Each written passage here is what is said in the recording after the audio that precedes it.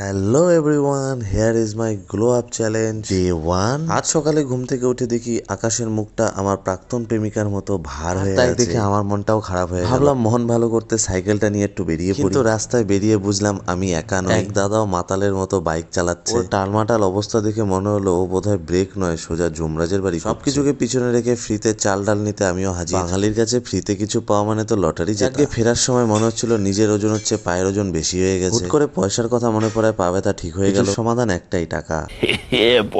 দৌড়ে দুপুরের খাবার খেতে চলে আসলাম। দেখে মনে হচ্ছিল আমি ডায়েট নয়, দুর্ভিক্ষের ট্রেনিং। জিমে এন্ট্রি নিয়ে মনে মনে একবার জয় বজরংবলী বলে ওয়ার্ম আপ শুরু করলাম। কেমন ভাবে ট্রেনিং করছি মনে হচ্ছে আমি কালকে অলিম্পিকে যাবো। আসলে আমি আগে বেশ গোলুমুলু ছিলাম, করে একটু রোগা হয়েছিলাম, কিন্তু আবার জিম ছেড়ে দিয়ে পান্ডা হয়ে গেছি। আসলে লোকেরা ভাবে আমি রোগা হওয়ার জন্য জিম করছি, কিন্তু আসল সত্যিটা হলো আমার ইমিউনিটি পাওয়ার এতই কম যে আমাকে একটা মশা কামড়ালে আমি অজ্ঞান হয়ে যাই। এবার ঠিক করেছি শুরু যখন করেছি শেষ দেখেই ছাড়ব। মানে হয় আমি ফিট হব, না হলে জিমের মেশিনগুলো ফিট। তাই যারা ভাবছো যে কাল থেকে ডায়েট বা জিম শুরু করবে, বলে রাখি ওই কাল কোনোদিনও আসবে না। আজ থেকে শুরু করো, নিজেকে ফিট রাখলে আমার মতো মশা কামড়ালে অজ্ঞান হয়ে যাবে। আজকের মতো অনেক জ্ঞান দিয়ে দিলাম, এবার বাড়ি যাই, টাটা বাই বাই।